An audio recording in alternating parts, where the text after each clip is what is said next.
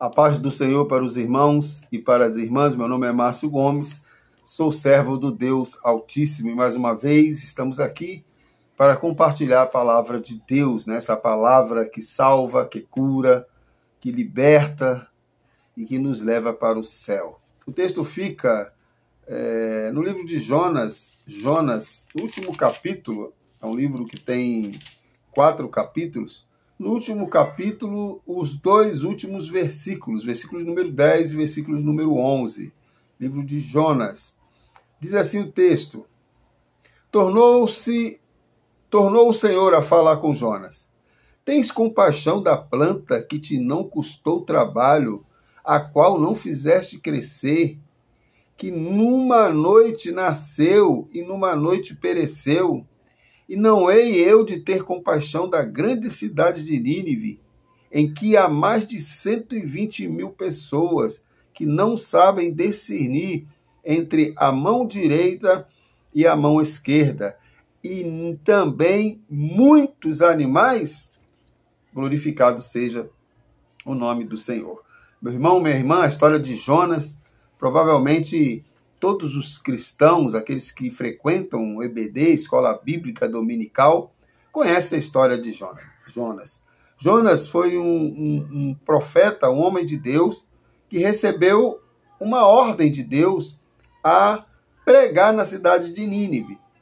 E Jonas, ao invés de ir para Nínive pregar o evangelho, ele foi para Tarsis. Jonas desobedeceu a Deus.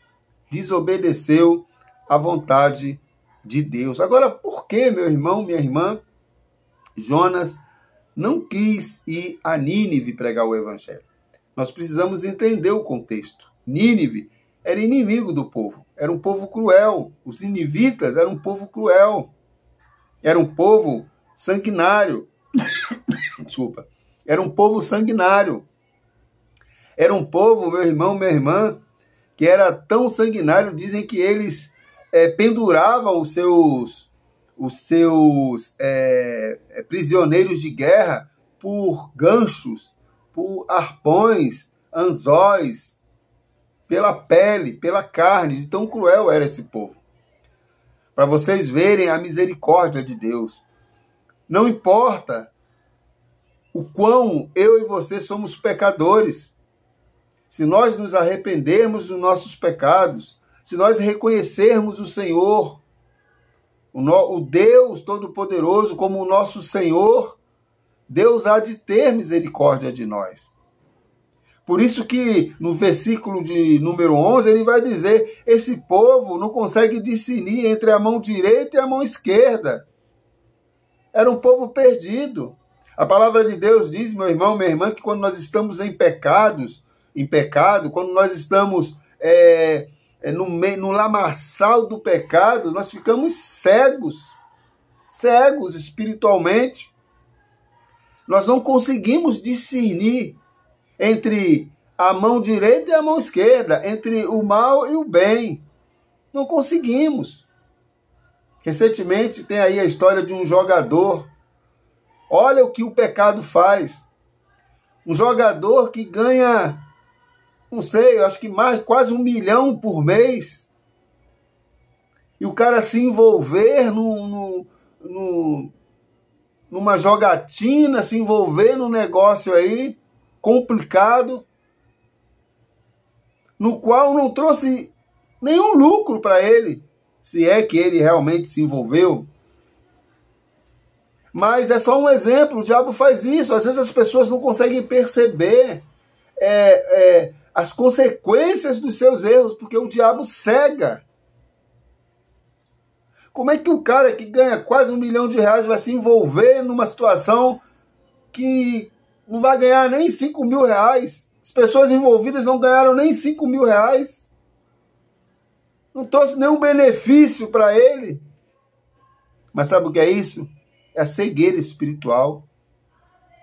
Uma certa feita, um homem, ele pegou um movido de ira, de justiça, deu uma paulada numa mulher que estava sendo espancada porque supostamente ela poderia ter sequestrado criança, depois descobriram que foi uma fake news.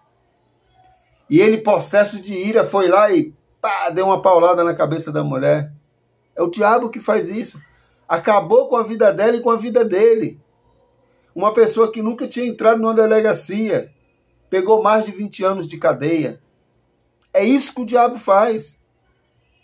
As pessoas não conseguem discernir entre o bem e o mal. E assim era a cidade de Nínive. Assim era a cidade de Nínive. E aí Jonas, ao invés de ir para Nínive pegar esse evangelho, foi para Tarso. E diz que ele entrou numa embarcação. E lá na embarcação, a embarcação começou a vir um vendaval. Mas lá no versículo de 1, no capítulo 1, versículo 12, Jonas reconhece o seu pecado. E diz para os outros pescadores, as pessoas que estavam ali no barco, que a culpa daquela tempestade era dele. E eles tiveram que lançar Jonas ao mar por conta do seu pecado. E outra coisa que nós aprendemos, quando nós somos filhos de Deus, quando nós nascemos de novo, verdadeiramente, nós reconhecemos os nossos pecados. Jonas prontamente reconheceu o seu erro, reconheceu o seu pecado.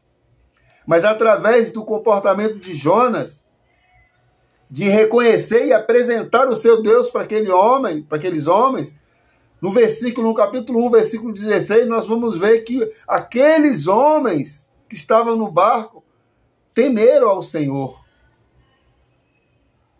Prestaram sacrifício ao Senhor, reconheceram o Deus de Jonas. Mas aí Jonas, dentro do peixe, ele pede misericórdia ao Senhor, versículo 2, 7. Ele ora ao Senhor. Mas aí Deus dá uma ordem para aquele grande peixe para vomitar Jonas numa praia. E aí sim Jonas vai até a cidade de Nínive pregar o evangelho. Diz que Jonas pregou ali naquela cidade e o povo se converteu. Um dia de pregação. A gente vai ver aqui no capítulo 3, versículo 5, que as pessoas se converteram. E o rei ali, a liderança, conclamou o povo para jejuar. Desde o maior até o menor, até os animais.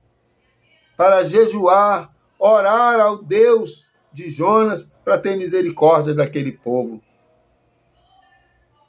Mas aí, meu irmão, minha irmã, a história de Jonas não termina. Jonas sobe ao monte, fica chateado, irado com a conversão desse povo. A gente vai ver no capítulo 4, no versículo 1, diz que Jonas fica irado porque aquele povo se converteu. E aí chega aqui no versículo de número 11. Quando Jonas sobe naquele morro, Deus faz surgir ali uma planta para que possa dar uma sombra ali para proteger Jonas do sol. Logo em seguida, Deus manda uma praga e aquela planta morre. E Jonas fica chateado por isso. Aí Deus dá esse exemplo. Tens compaixão da planta que te não custou trabalho, o qual não fizeste crescer, que numa noite nasceu e numa noite pereceu. E não é eu de ter compaixão da grande cidade de Nínive, com mais de 120 mil pessoas? Glorificado seja o nome do Senhor. Eu tenho certeza que Jonas aprendeu uma grande lição. Que Deus não faz acepção de pessoa. Não importa a sua vida pregressa. Não importa o que você tenha feito no passado. Deus é um Deus misericordioso. Teve salvação para a cidade de Nínive. Tem salvação para mim e para você. A única coisa que Deus espera é que você creia no Senhor Jesus.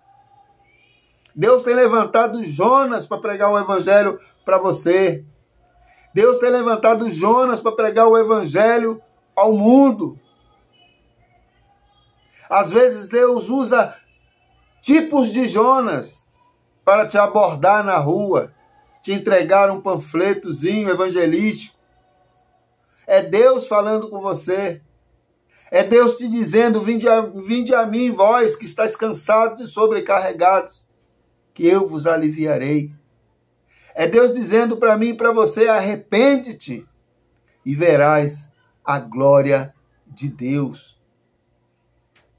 Esta é a mensagem do livro de Jonas. Deus não faz acepção de pessoa. Os propósitos e os desígnios de Deus para a minha vida e para a sua vida vão ter que se cumprir. Mesmo que os profetas tentem se desviar de você, Deus vai fazer com que ele retorne e chegue até você. Porque a palavra de Deus nos ensina, meu irmão, minha irmã, que ninguém naquele grande dia se colocará como inocente, porque todos terão acesso à palavra viva e eficaz. E essa é a mensagem do livro de Jonas. Deus não faz acepção de pessoa.